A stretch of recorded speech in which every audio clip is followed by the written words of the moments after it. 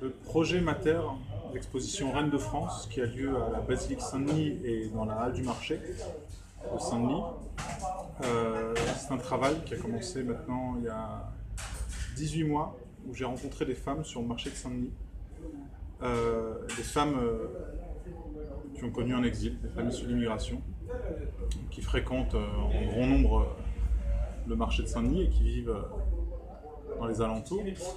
Et je leur ai proposé de faire leur portrait avec tous les attributs qu'on connaît des madones de la Renaissance et d'exposer ces portraits-là dans la crypte de la basilique, là où sont enterrés les rois et les reines de France, donc la nécropole royale française, donc dans cette nécropole royale, et d'exposer aussi leurs portraits dans la halle du marché. L'idée, c'était de faire des liens entre différentes populations, différentes histoires, entre cette idée de sacré et profane. C'est de parler des gens et des petits gens sur un territoire qui a mauvaise réputation suite aux événements, et pas que ça, l'idée qu'on peut s'en faire des quartiers et autres, mais qui est aussi le dieu, sur ce territoire, il y a un dieu qui abrite une histoire, la grande histoire de France. Et c'était de relier ces gens-là à l'histoire de France. Alors pourquoi la basilique? Puisque au lendemain des attentats, j'ai décidé il y a eu ce malheureux épisode où certains terroristes se sont planqués dans un appartement de Saint-Denis, proche de la basilique. Et je me suis rendu compte que c'était aussi le lieu, c'était le quartier basilique, quoi. Je me suis dit, il y a l'histoire de France dans ce lieu-là, on est en train de nous raconter, nous vendre une guerre des civilisations, alors qu'il y a un réel problème ici déjà, qui est un problème franco-français. Moi, je ne peux pas rentrer dans toutes ces questions politiques qui me dépassent. Mais en tant qu'artiste, j'ai une responsabilité. Et donc je me suis rendu ça m'a intrigué, je me suis rendu à la basilique, qui était, la phase était en travaux à ce moment-là, et devant la basilique, c'était un jour de marché. Il y avait énormément de femmes issues d'immigration, plein de couleurs, avec des boubous, avec des voiles, devant la basilique, et je suis parti vers elle, quoi. J'ai commencé à parler avec plusieurs groupes de femmes qui s'asseyaient devant, en leur demandant si elles savaient ce qu'était la basilique, et si elles connaissaient ce monument, et si elles l'avaient visité. Déjà, pour la plupart, la basilique, c'était là où il y avait le métro. Voilà, que ça c'était une église, et qu'elle ne pouvait pas y rentrer parce qu'elle pensait qu'elle n'allait pas être bien accueillie. Donc il y avait toutes ces peurs. On pensait encore elle pensait qu'elles allaient être rejetées d'un lieu certes religieux, mais c'est aussi un lieu historique, quoi. Et il m'est venu l'idée de cette exposition, c'est-à-dire de les représenter, parce que c'est des femmes qui sont très peu représentées. Voilà. C'est des femmes que j'ai appris à connaître, à rencontrer, que j'ai rencontrées, que j'ai appris à connaître, et qui ont eu des trajectoires de vie, des parcours très difficiles, mais elles se sont jamais eu de plainte de leur part, quoi.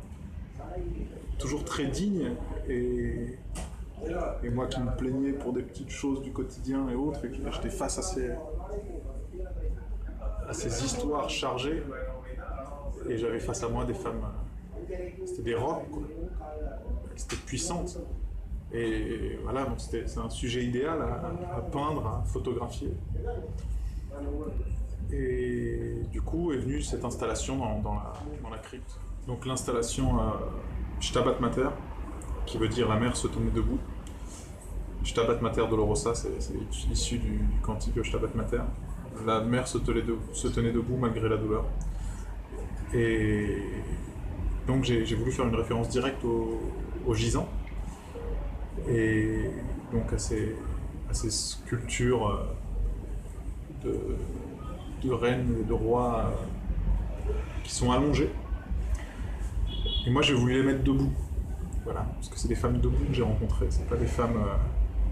C'est des mater non dolorosa. C'était pas des femmes qui se plaignaient de douleur, c'est au contraire des femmes qui m'ont raconté des histoires fortes et qui m'ont toujours tiré du positif de ces histoires difficiles. J'ai fait leurs portraits allongés, mais j'ai pas voulu les mettre au sol. J'ai voulu qu'elles se tiennent droites face au public, que les gens puissent les regarder dans les yeux. Pour une fois, elles qui ont l'habitude de se faire discrètes et de baisser les yeux quand elles marchent.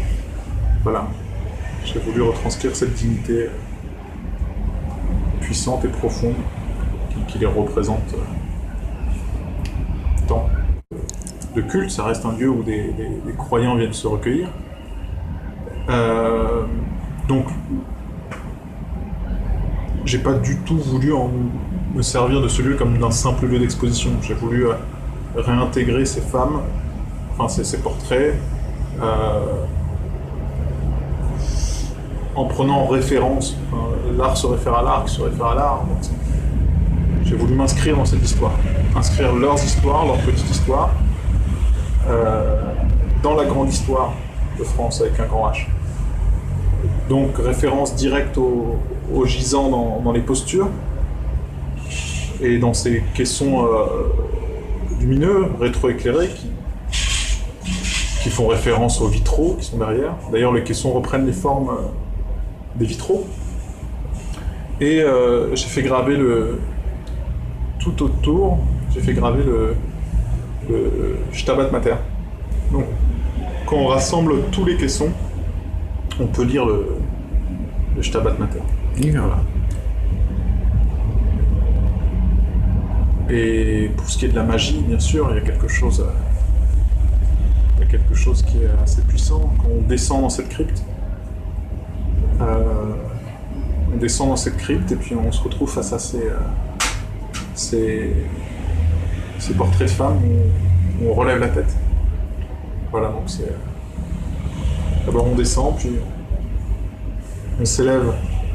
Voilà, et puis il y a une magie qui n'appartient qu'à ce lieu. Il faut bien sûr le visiter. C'est un lieu exceptionnel où, qu'on soit religieux ou pas, on y trouvera, qu'on soit de confession catholique ou pas, on y trouve une certaine quiétude et un apaisement. Et toutes les femmes, quand elles ont visité pour la première fois, même si certaines vivent là depuis 30-40 ans, c'est la première fois qu'elles visitaient ce lieu avec moi, à chaque fois. Et elles ont retrouvé ces choses-là. D'accord. Alors mon parcours d'artiste, même si c'est pas quelque chose que je considère comme de l'art, mais ça m'a malgré tout nourri, j'ai commencé très jeune, à l'âge de 11 ans, par le graffiti. Mais c'était dans un souci d'appartenance à une meute, à un groupe de potes. Et c'était rien de plus que de la dégradation. Donc, on voulait laisser une trace. Voilà. C'était de la révolte en plus. Donc on cherchait pas à faire du beau. Et pour moi, l'art, c'est cette quête du beau, quoi. Donc ça a vraiment commencé il y a maintenant 5 ans, quand j'ai toujours créé. Moi, je viens la publicité, donc je suis photographe, réalisateur, donc j'ai toujours fait de l'image. Là, j'avais besoin que les images que je crée aient un sens, et puis aussi de m'inscrire dans une histoire. Parce que moi, je suis exilé. J'ai quitté l'Algérie à l'âge de 7 ans. Je suis arrivé en France. Aujourd'hui, je peux dire, même si le terme est un peu plus much, dire je suis citoyen du monde. C'est toujours été une question pour moi d'identité, de me dire est-ce que je suis complètement français, est-ce que je suis complètement algérien, est-ce que moi qui passe la plupart de mon temps entre les États-Unis et la Thaïlande et d'autres coins en Asie, je suis d'où, quoi. Je pense que le fait de créer, de devenir artiste, ça m'a aidé à répondre à ces questions. Donc j'ai commencé à 5 ans en créant des images de gens qui m'entourent, de petits gens, de gens qui n'ont pas l'habitude d'être représentés. Et pour pouvoir m'inscrire dans une plus grande histoire et pas faire que des images pour vendre un produit dans une quête un petit peu de... J'ai cherché une certaine noblesse dans la création, et l'art a été le meilleur moyen de la trouver.